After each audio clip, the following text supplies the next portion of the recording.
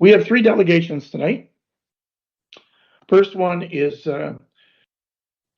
Black Excellence, Black History Month, and it's by Carion Fenn, President and CEO of the Carion Fenn Foundation, as well as Eithan Fenn, who is Carion's son.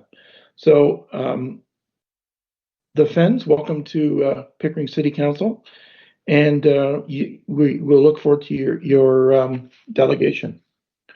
Carion, are you there? I'm here. Thank you, Mayor Ashe. Over to you. Thank you. Good evening, everyone.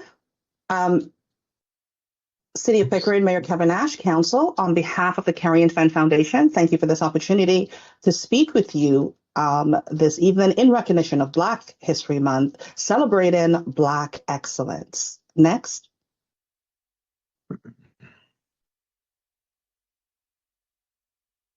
My name is Carion Fenn. I am the President and CEO of the Carion Fenn Foundation, as Mayor Ashe has mentioned, and the TV show of Health 180 with Carion Fenn.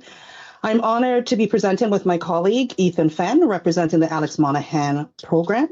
We're here today to share with you new developments making Black history right here in Durham region. Next. Good evening, Mayor Ashe, Council, and everyone. My name is Eithan Fenn. I am a member of the Alex Monaghan Youth Program. I'm an editor for Rogers TV Health 180 with Carion Fenn, a baseball player, and a high school student. My goal is to become a lawyer, historian, or an engineer. Next, please. We're honored to officially launch Black Health Day, the first Thursday in March each year, a day to raise awareness of health impact of anti-Black racism affecting individuals in the Black community through advocacy, support, research, and collaboration with our allies. A day to recognize the importance of Black health and working together with our allies to implement effective change, because together we are stronger. Next. Okay. Black Health Day this year is March 6, 2025, as proclaimed by the City of Pickering for the first time. Next, please.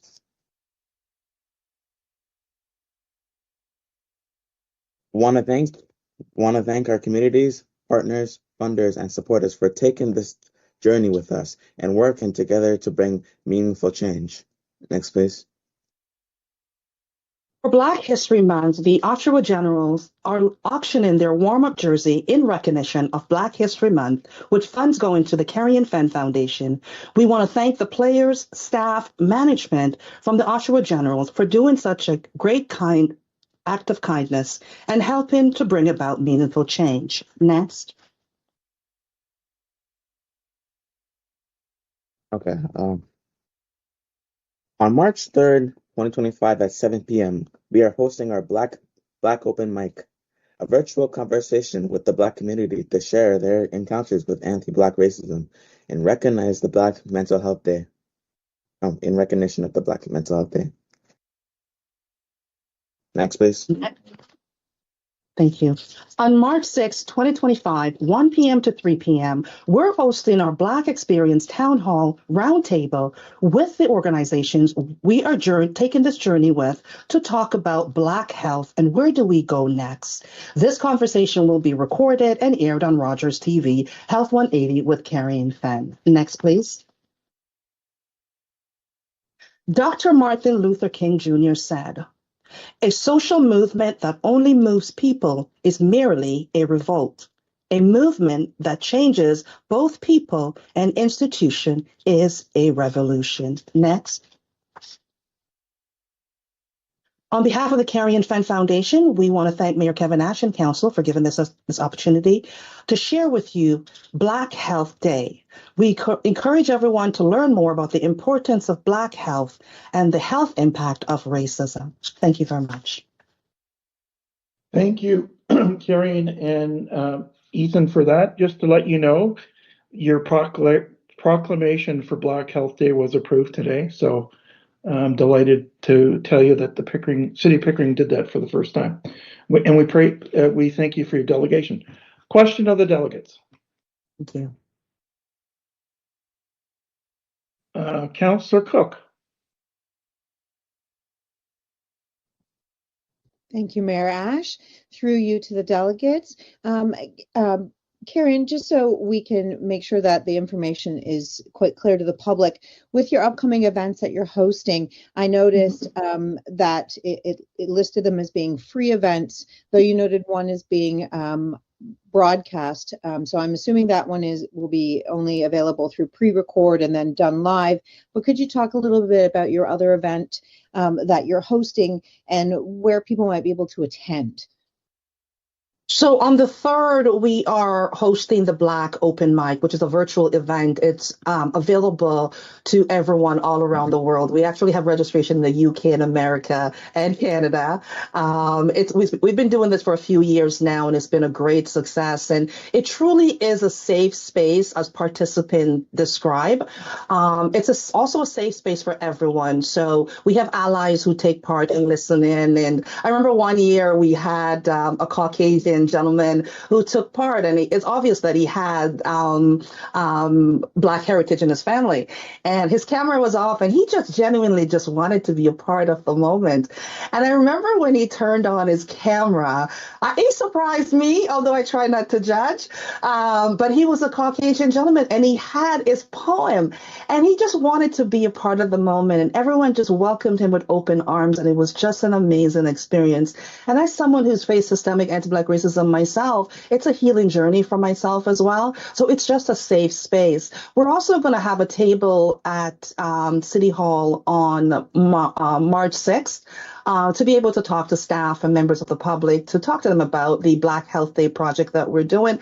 And the point of this is to take a look at, we have systemic anti-Black racism. It impacts us emotionally. And from being impacted emotionally, it also impacts us health-wise. So more people are going to the doctor for care, more people are being diagnosed with, whether it's mental health or physical health. Doctors' visits are increased, hospital visits have increased. It's actually a financial burden on the healthcare system, and there are conditions that are being diagnosed which otherwise would not be diagnosed if we put support systems in place. In terms of the roundtable that we're having, we've tested some of these programs, so we know that it does work. We've worked with Waterloo University, McMaster University. We've gotten requests from various universities, whether it's Metropolitan, Ontario Tech, seeking collaboration with us in these projects that we're doing. It comes from personal experience as well as listening to the community, running programming to see what works, what is needed, and what support would be helpful. But I think together, working together with our allies, I don't participate in anything that divides us. I want to make sure that we are working together. I come from a very multicultural family. So it's important for me that through these experiences, we're able to bring our community together and work together. And as you see, my son is here right now. He's been exposed to this. Unfortunately, he doesn't know the extent to protect his emotional well-being. So we have to together work on this and build a legacy so that the next generation can be free. The next generation, I would like for my son to be a lawyer. He actually did a project and said he wanted to be a lawyer to protect children that the system fail. And, you know, he needs to be able to have that opportunity of fairness, equality, and equity to be able to do so. So it's a journey that we all have to take together. And as Dr. Jean Augustine's 100 Accomplished Black Canadian Women, her co-author, Miss Donna, said to me, Carion, we want to take this journey with you, beside you. We want to do this together. And others are saying we want to do the same thing to as well. This is not about the Carion Fenn Foundation. This is not about Carion. It's a project for all of us as a community. And I've said this before, I almost lost my life. And I don't want it to be in vain. And I want us to work on this together. Because together, we can make a huge difference. I watched the young people at the game yesterday, at the hockey game. All the players, their jerseys are being auctioned off. And I was in tears. I didn't expect it, you know? And they're helping us to make such a big difference. So we have to work on this together. It's very important. I thank you for that, Carion. And I was at the Generals game as well yesterday, and it was wonderful to see such support from the entire community, from the region, and very pleased that the city of Pickering is honoring your request. And Eithan, you know, you're on the mat now. You are on YouTube, as your mother saying you're going to be a lawyer, so no pressure.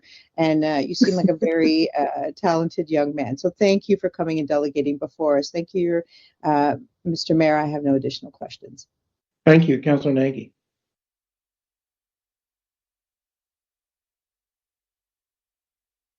Yes. Okay. Thank you. Echoing everything that Councillor Cook said, but also I just had one question. Is there a particular reason why March 6th was chosen for Black Health Day? Is there any significance to that? Is it just because that day fell out of a hat? Can you expand? Like, I want to know for myself. I want to know why March 6th. Yes. If there's a reason for it, or yes. Yeah. I'm glad you asked that day. So the first Monday in March is actually Black Health Day. So we're not touching that day, but just working in line with everything else. We were looking at, okay, how do we align this so that we're working together? And as well, Thursday's a pretty hard day of the week, you know?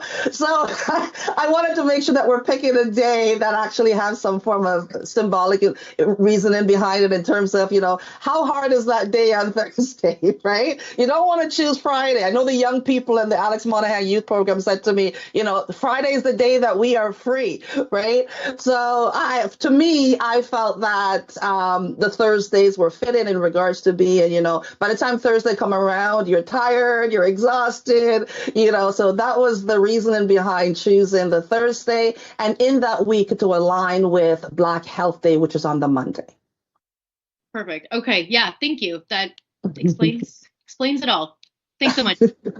You're welcome. Thanks for asking. Thank you for those questions, Councillor. Eithan and Carion, thank you for your continued advocacy. The Pickering Mayor's Gala, not the taxpayers of the city, are honored to support your continued good work.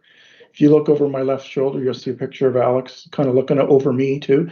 So thank you for keeping his name alive with your mental health programs, the Alex Monaghan Youth Mental Health Program. So thank you, and good luck on your event next week. Thank you very much. And through Alex's legacy, we're able to show that Black youths can be excellent and Black youths can move in a positive way. So thank you and the Pickering Mayor's Gala and everyone who's contributed to not only allowing me to be Black excellent, but also allowing my son to showcase Black excellence as well, Mayor Ashe. Thank you for joining us tonight.